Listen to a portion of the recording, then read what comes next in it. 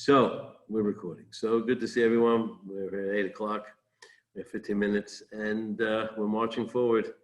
And it almost seems like it was just yesterday that I was wishing you the end of the week. It's already Shabbos. It's a Yom Shekul Shabbos, as I said from the beginning. The more and more it becomes more. Maybe it's a sign that we're getting closer to the Yom Shekul Shabbos, where every day just melts one into the other, and it's just one happy existence. That any differentiation, and it's really something. It really is something. I'm not quite sure what to make of it, but as long as we keep on marching, we can only think back as we head towards Tisha B'Av, and obviously memories of, past tragedies in Klal Yisrael, how people endured. It's hard to imagine. Imagine what it was like in the camps, or in a labor camp in Siberia. Every day, months, years of people, years. They did the same thing for years, and they were tortured in the process. It's just the resilience of the human spirit to survive something like that should give us encouragement that, we have nothing to complain about. We have still plenty of choices in life, and we should never take that for granted. So just going to continue on. We started yesterday. So yesterday we were talking about realizing that everything comes from Hashem. So just take this a little step further. I want to come back at the end. I want to come to something that I share with you something. So basically it means that everything Hashem, if you realize that, then you don't lose it. You don't get upset and somebody insults you. You realize it's, God sent it. And more than that, not only realizing that it's as an added layer to that, he comes to Eitzah number 8, which he says, none of us are perfect. We all do Averis. Of course, we all wish to come to Shemayim spotlessly clean from all the Averis we have done, so that we don't have to go, for punishment, go straight to Gan Eden.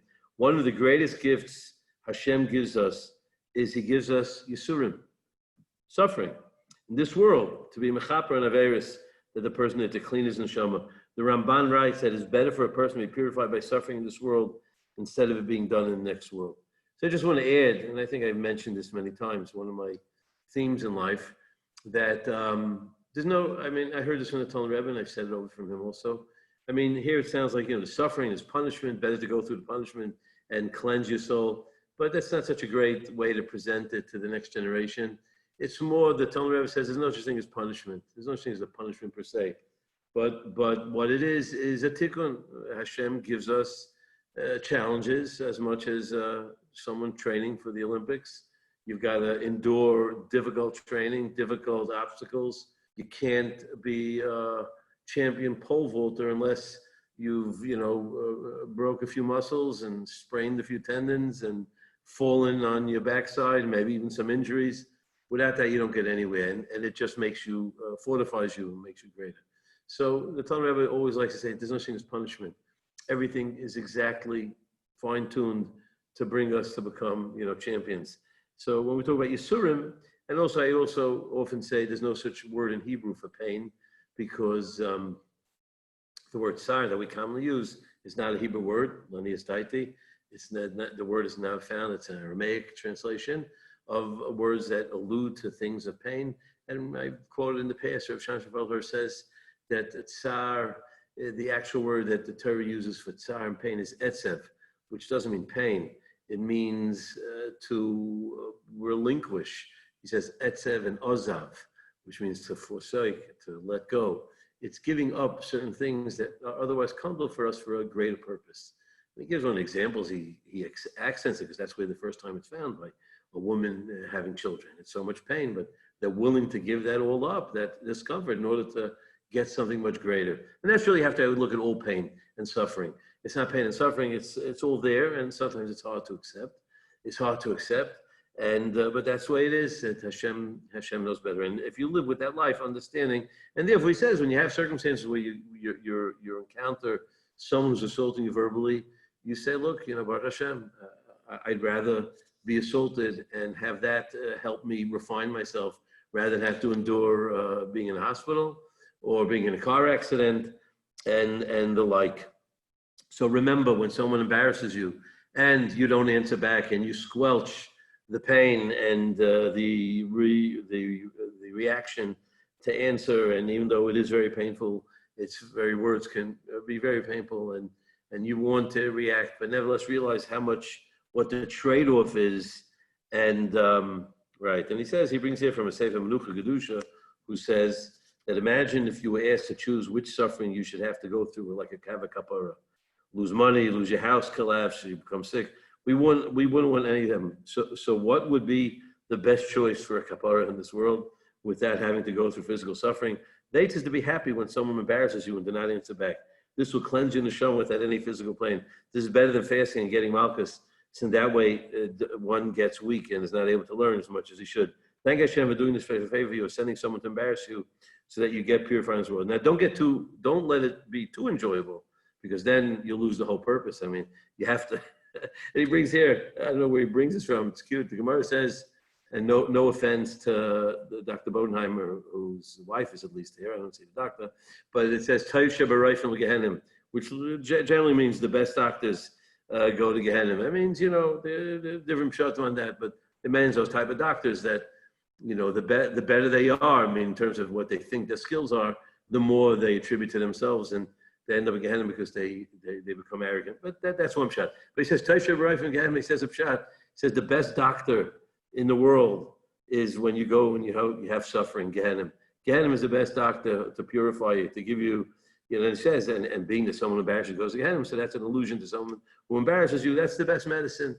Take it, hold back. And again, it's not so much the suffering.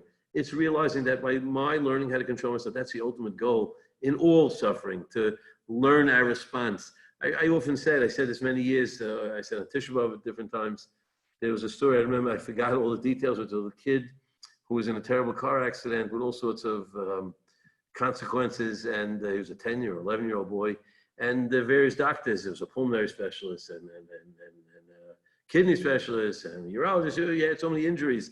They have to assess whether it's worth making extraordinary efforts to keep the kid alive.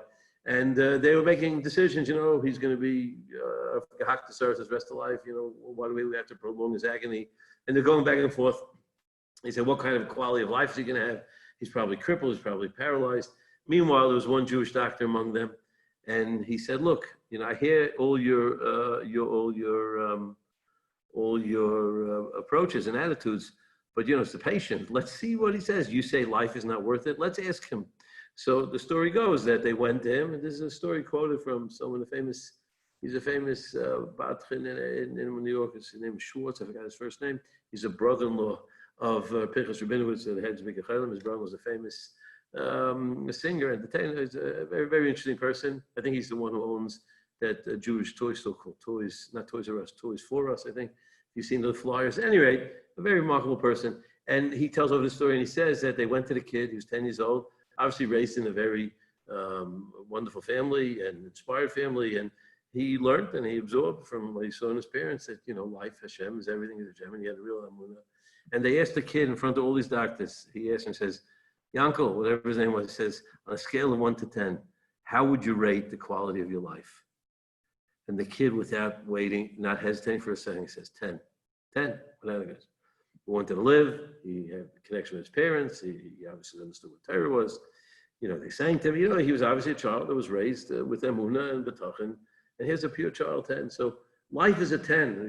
We sometimes don't appreciate it. But again, no one can tell anyone else how to feel, because sometimes life is rough, and no one can judge what another person is suffering is in terms of their pain. But it's certainly a challenge. And then he says over here, he brings a story. He brings here a story that one day a big tzaddik came home and he told his wife to prepare a Suda Seidah. He invited his friends and told me, they asked him, what's this all about? He answered, I was just saved from a tremendous sickness. They asked him, what do you mean? You didn't go to hospital, you've seen you every day. He said, I have a Kabbalah that if it's decreed on a person to get a dangerous illness and he has a schus or schus avos, Hashem changes this sickness to bushot and bizyonot, to embarrassment and disgrace. Today, I was so embarrassed, must be in some circumstance, I was so embarrassed that it was unbelievable. I was thinking about it. What is the reason that I deserve such punishment? I decided that it must be that it was nigzar on me, it was a decree on me to have a dangerous illness, and I was zeichet that Hashem changed it by giving me the busha instead. Therefore, I'm making a Suda Seidah like every chayla that gets healed. I'm not any different. Not only was I healed from a sickness, I was saved from getting it all together. Interesting approach. And so bring on the Bizyonis and let's move forward.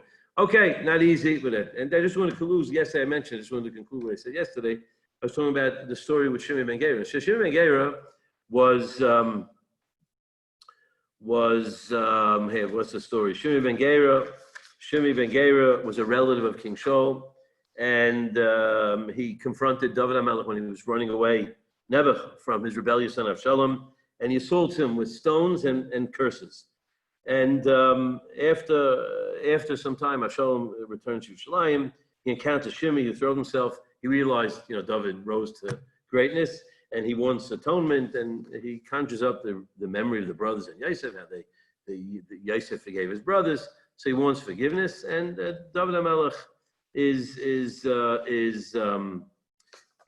does it go? Let me see. David HaMelech is sensitive, and here we go, and here it is. Okay. So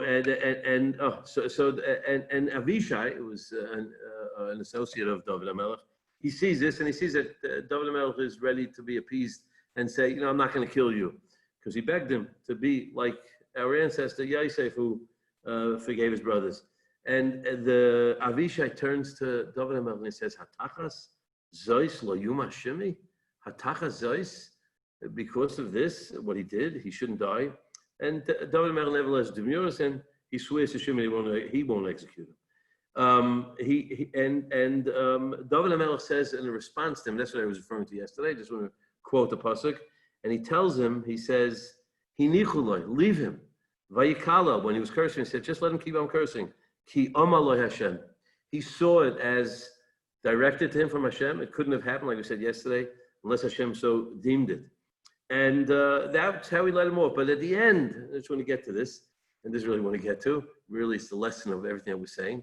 And at the end of his life, he tells Shlomo, says, listen, you're a smart cookie. You'll figure out what to do with him. And he actually devises a plan. And Shlomo HaMelech directs Shimei and says, listen, we have an old score, but I just want to tell you, you stay in Yerushalayim your whole life, you're fine. But the moment you leave Yerushalayim, you're going to be executed. You're going to be married b'malchus. And 3 years later, 2 of Shimei's slaves escape, and Shimei ben Gera just can't control himself, even though he was told that his death is contingent on it. He leaves Yerushalayim, and eventually is summarily executed. So Reb Chaim Shmulevitz explained this, that what was Shlomo HaMelech's wisdom? And he says, because a person, and this is really our problem in life, we want to be in control of our life. And when people assault us, we lose control. And that's why we react, because we think we're in control of life. We forget that Hashem runs every aspect of the show.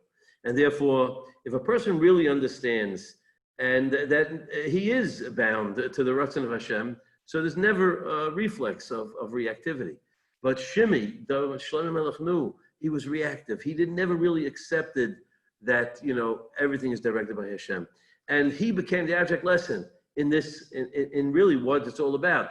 David HaMelech was the epitome of, Hinichuloi, leave him, Vaykalel, Ki Amalei Hashem. But Shimei couldn't do that. And when his Evadim run away, he just can't. A person, or Chaim Shem used to say, doesn't want to be a mukher. A person doesn't want to be told by others what to do. There's a natural instinct, wet paint, I'll touch it, make sure that I'll touch it. I'm not going to listen to it. I can touch it to disprove that I don't have to listen to what the sign tells me. They tell me to wear a mask, I'm going to go without a mask. Somebody shows a distance, I don't need it. There's a natural instinct for people to resist because we don't accept the fact that Hashem runs the world. We think we run the world. So Shimei ben Gera is really the lesson, and that's what Shlomo in his wisdom wanted to show the contrast of David HaMelech's greatness and how Shimei's weakness and what his end was. And that's really the lesson of this whole what we've been speaking about, that it really boils down to accepting that Hashem runs the world. And in the life that we're all living, I think more and more, I wrote this week's essay, you'll take a look at it, as a Peggy I gave last week, so those who saw it, I wrote it up with a few more additions. But I think that's the bottom line of what it's all about and what we're going through. More and more we realize that we're not in control of our own destiny.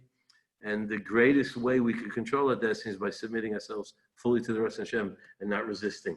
Because when we do that, then Hashem says, okay, I'm ready to let you serve me and represent me. I'll give you the freedoms you need as long as you remember at any given moment that Hashem, I am the one, that we don't have our own. So I advise you to read my weekly bulletin, and it'll be a continuation of this theme. It's been on my mind a lot. Obviously, this is what's going on. May we continue to submit ourselves to the rest of Hashem, and in that chus, and not to react, and we'll be tested. And when people insult us, we'll say, oh, thank you, Hashem. You must be sending me a message. It doesn't mean that the person who chose to be the vehicle is not guilty. As we heard from the chinuch, and certainly a person has a right to defend himself and not merely just be abused, but in terms of reactivity and taking it personally, has to realize it's not coming from the person opposite you. It's coming from God, and everything in life, whether it's an assault, whether it's whatever it is that we suffer. And I'm late for mincha, and I'm going to wish everyone a good night. Thank you, everyone, for coming. Bye. You be well, Chaim, be well, Zach. And I see the brands are back, and be well, everyone, regardless.